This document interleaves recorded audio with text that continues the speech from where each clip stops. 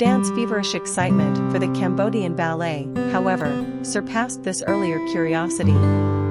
In Paris, he attended 2 shows. When the Cambodian Royal Ballet returned to Marseilles after a week, Rodin followed them. He spent 5 days sketching, writing subsequently that he would have followed them to Cairo. In Marseilles, Rodin attended performances and made sketches at the pavilion where the ballet stayed, allowing Rodin to capture movements he had admired in performances. After their departure, Rodin copied the images again in his studio, outlined them in graphite and highlighted them using watercolor and gouache, arriving at a total of around 150 sketches. On the day of the dancers' departure, Rodin was struck down with illness, having exhausted himself in his urgent attempts to record them. The Cambodian Royal Ballet struck Rodin's imagination due largely to his association of them with the cultures of antiquity. Rodin wrote that the ballet provided a complete show that restored the antique by unveiling mystery.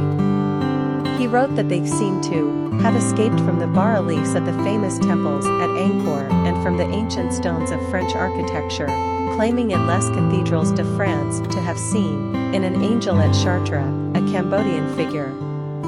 Rodin regarded the Cambodian dancers as embodying the past, as carrying all that antiquity can contain in their traditional dance. It is this Orientalist view of Cambodian culture that led him to consider the Cambodian dancers as ideal models, their bodies and movements uncorrupted by modern living. This view of the Cambodian dancers as intimately linked with antiquity can be seen in the drawings themselves. The garments Rodin draws are simple but voluminous, large planes of fabric tied around the body like the togas of Western antiquity, as in Cambodian Dancer, in right profile. Rodin's omission of visual context universalizes the figures. This dancer loses the costume that ties her to a particular dance style and similarly lacks individualized facial features. Movements, too, cannot be definitely linked to Cambodian dance.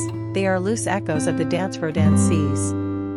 Rodin's dancers are Cambodian primarily in name and, in images such as 6 studies of Cambodian dancers, in the brown tones audiences would associate with Cambodian skin, though the performing dancers had their faces painted white so as to give a ghostly impression. In this way, Rodin's focus on line and gesture, discarding unnecessary details, universalizes his models, rendering them timeless. His view of the Cambodian Royal Ballet as having sprung from stone, as holdovers from antiquity, can be seen elsewhere. Another spectator described the dancers as perfect copies of the old stone apsaras, commenting particularly on the gestures and costumes. Few had visited Cambodia or seen the stone to which the dancers were compared, but photographs were widely circulated and, to the French public, Angkor and Cambodia were synonymous. The Cambodian dancers wore costumes modeled after the bas-relief of Angkor Wat, though more modest, and their headdresses resembled temples, constructed in decorative levels that tapered to a point. To French audiences, the ballet was visually linked with the past. For Rodin, this had an additional appeal. In these similarities, the dancers sprang not simply from Angkor, but simultaneously from Ovid's Pygmalion myth. Rodin's sculptural practice was deeply embedded with the idea that life and movement could be captured in stone, and the dancers suggested a more literal animation of stone. Their appeal may have been heightened through this imaginative leap. Galatea, to Rodin, appeared in these dancers. Yet while Rodin likened the dancers to those engraved in the stone 10 centuries ago, his renderings also modernized his subjects, using them as a starting point for invention and experimentation.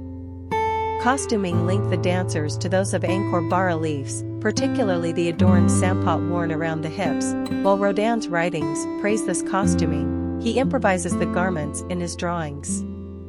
Rodin's poses are based on those of the Cambodian Royal Ballet, but he gives them an energy and looseness that may not have existed in the slow, exacting Khmer tradition.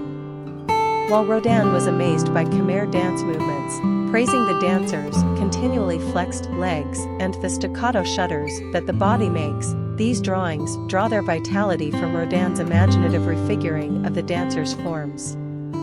Rainer Maria Rilke was struck by the colors used in the drawings. The dancers transformed into human flowers through watercolor washes.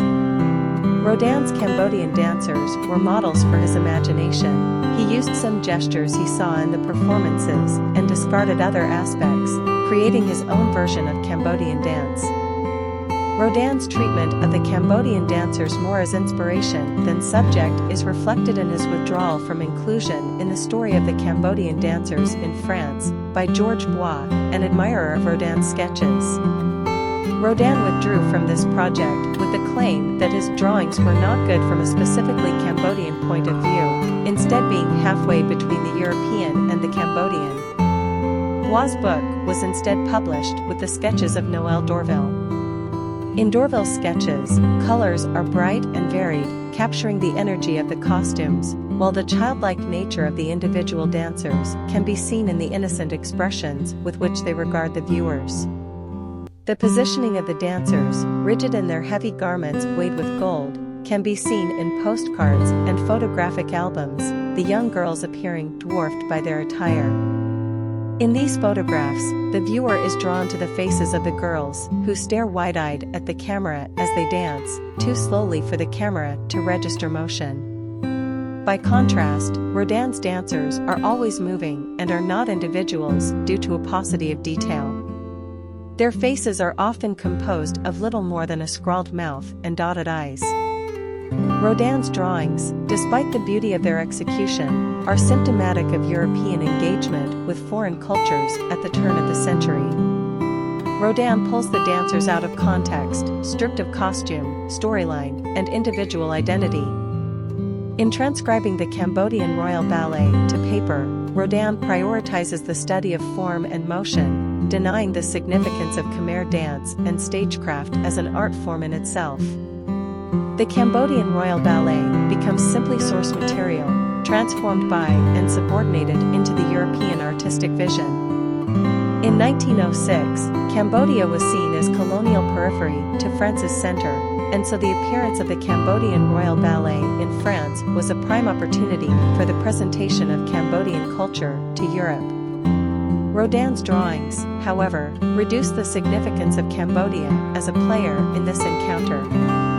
When the dancers left and Rodin's drawings went on display, it was the dancers' impact on Rodin, rather than their skill as performers, which became memorialized. Thus, while Rodin's enthusiasm for the Cambodian Royal Ballet contributed to their preservation in national memory, his drawings transformed the dancers into European property, their bodies fodder for a distinctively French modern imagination. The colonial exposition itself co-opted other cultures into European narratives, presenting Cambodia to the French people to celebrate the French colonial endeavor. The ballet was regarded as something Indochina offered France, who in turn protected Cambodian culture from indigenous rule. King Sisawaf initially regarded the trip as beneficial, giving his government political capital and a more prominent place amongst France's colonies. It was expected, too, that a market for Cambodian dance would revive the Royal Ballet. Yet while the dancers proved successful in France as an exotic entertainment, this did not translate to their own country. Refusing 200,000 francs for a European tour, the Cambodian Royal Ballet declined from 1910 onwards.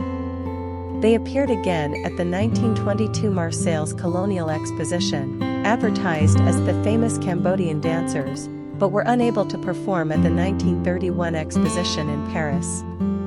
A private Cambodian dance company instead appeared at the 1931 exposition, advertised as the Royal Ballet despite their origins, so as to ensure the public felt France's colonial administration continued to protect the cultural riches that Cambodia offered.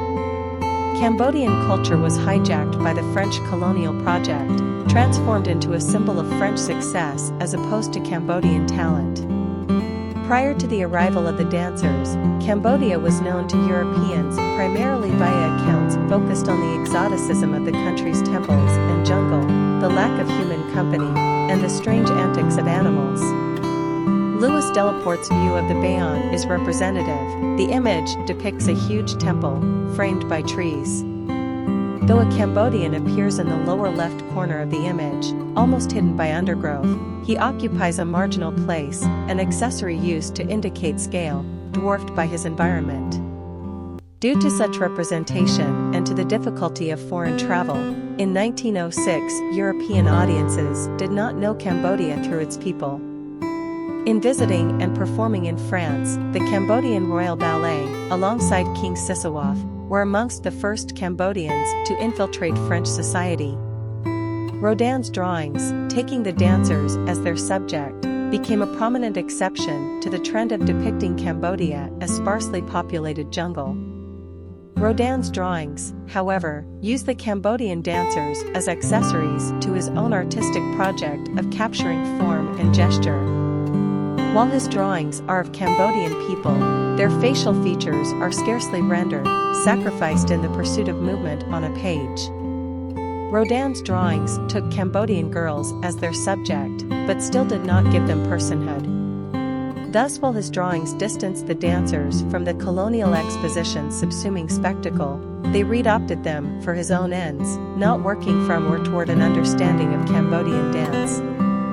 The story of the Cambodian court coming to Marseilles has acquired an epic dimension, becoming an encounter through which the dynamics of the colonial relationship were played out in miniature. Originally regarded as an exemplar of beneficent empire, it was instead an acting out of the power imbalances of colonization. Despite France's posture as a caring friend to King Sisawaf, the monarch was asked even to pay for the gifts he received while visiting France. Meanwhile, he was racially ridiculed by a French media, referred to as a coconut seller. While these modes of thinking colored Rodin's sketches of Cambodia, the sketches today draw attention to these events and encourage reflection on the colonial project even as they exemplify it. Contemporary reception of Rodin's sketches has been mixed. The display of the Cambodian series at the National Museum of Phnom Penh in 2006 saw many of those at the opening, particularly dancers in attendance, describing his lines as lazy or ugly.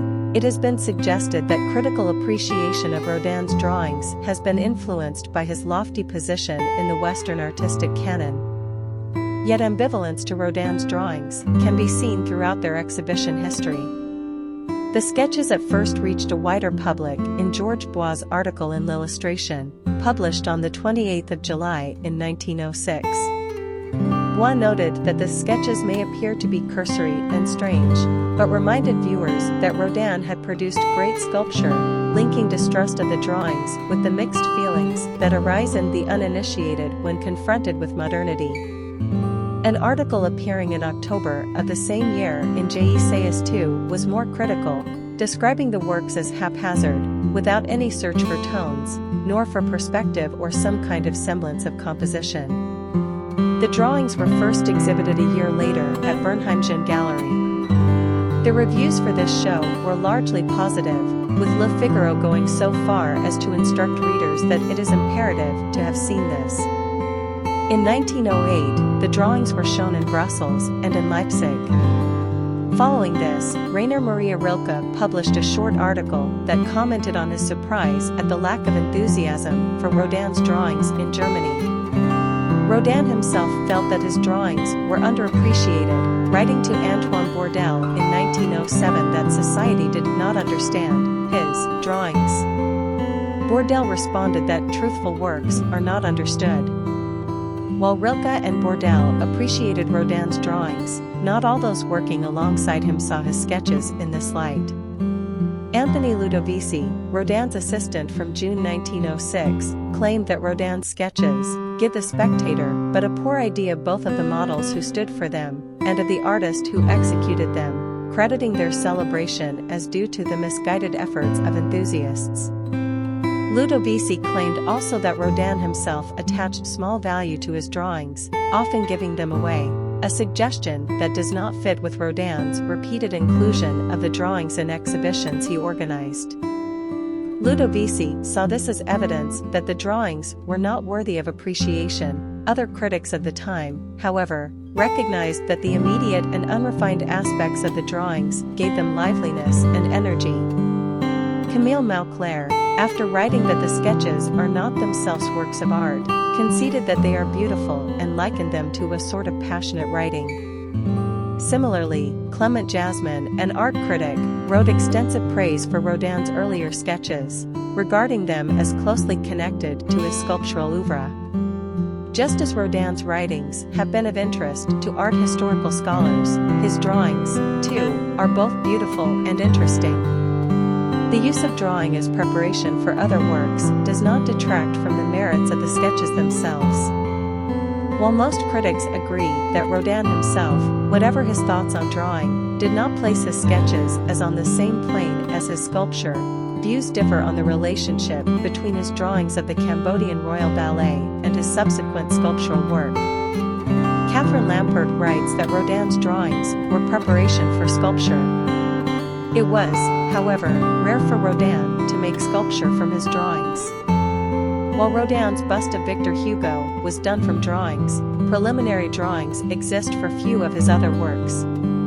Rodin's sketches of Hugo use shading to indicate recesses transferable to a sculptural figure, with form and depth evident on the page. Rodin's dancers, by contrast, are made of sparing lines and watercolor washes, ill-suited as preparatory drawings for sculpture.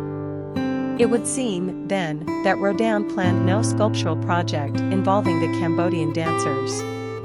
George Bois closes his 1906 L'Illustration article with the note that related statues would appear, hopefully, at the next Salon d'Automne. Bois appreciated Rodin's drawings, both as insight into his process and as beautiful in themselves. The apparent expectation is for sculpture embodying the same elements. Bois' article is based on correspondence with Rodin, suggesting that it was his stated intention to complete sculpture based on the dancers. This, however, did not appear. In Rodin's sculpted dancers and hands, where one might expect correlation, there is little influence. Rodin's sculptures of dancers draw from Western ballet. The poses he depicts cannot be found in Khmer dance. The hands of the Khmer dancers, similarly, cannot be seen in Rodin's sculpted hands. The secret displays an intimacy foreign to his solitary dancers. These are the hands of two figures coming together, not a practiced pose. The most direct sculptural link comes in the form of two plaster casts from arms of Cambodian dancers, in poses from Khmer dance, with marks on the upper arm where the dancers wore armbands. These do not resemble any sculpture Rodin later made. Rodin's sketches of Khmer dance immortalized the Cambodian Royal Ballet's 1906 visit to France, capturing the excitement of French audiences, and ensuring that this encounter between colonizer and colonized would not be quickly forgotten. In utilizing the Cambodian Royal Ballet for his artistic ends, Rodin's drawings, like the colonial exposition itself, are beautiful. But they testify to a long record of European efforts to aestheticize foreign cultures rather than a true engagement with Cambodia. While Rodin never completed larger projects based around the Khmer dancers, plans for the Museum of Living Artists show their continued impact. To Rodin, as to his compatriots, the Cambodian Royal Ballet seemed to be the direct descendants of a hazy and ever-receding pre-modern world. In sketching the dancers, Rodin created his own colonial myth,